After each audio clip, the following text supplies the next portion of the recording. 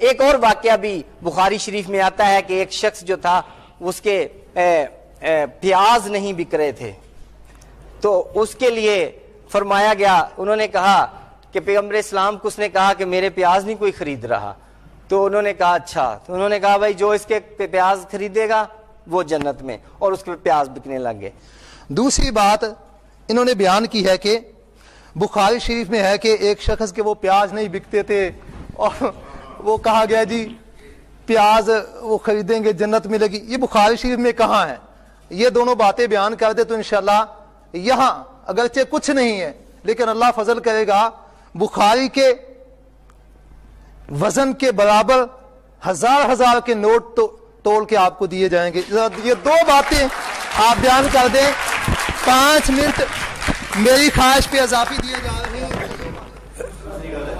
हाँ, वो अभी राइट नाउ मुझे मिल नहीं रही, लेकिन आपको मिल जाएगी। इतनी शशोपंज में पढ़ने की जरूरत नहीं है। हाँ। अब ऐसा है कि दोनों सवालों का जवाब उन्होंने दिया। अगर आप मुतमिन नहीं है तो रिकॉर्डिंग आपके पास है, और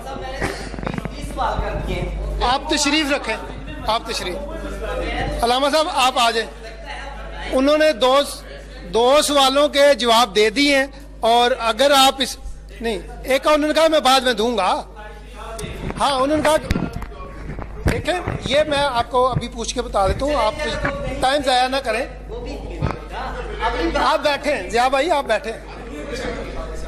इन पे हवाला उधार है और ये देंगे और दे के ही जान छूटेगी, वरना ये आप भी नहीं छोड़ने वाले, आप भी लेके ही छोड़ेंगे। तो मेरी दरख्वास्त है भाई अबू अब्दुल्ला तारक से कि वो आए और अपनी जो है अपने वक्त को जो उन्होंने जिया भाई को दिया था उससे आगे मसीह साहब की ये बात कि इसका हवाला फिर देंगे। इसी चर्च में मैथ्यू साहब पे भी अभी हमारा कर्ज है। नबी करीम सल्लल्लाहु अलैहि वसल्लम ने शराब पी है, उनके हवाला आपको भेजेंगे। 1.5 साल तकरीबन हो गया, अभी तक वो हवाला नहीं आया। हमें लगता है ये भी ऐसे ही होगा। रही बात, ये भी नहीं आएगा, वो वादा ही क्या जो वफा हुआ।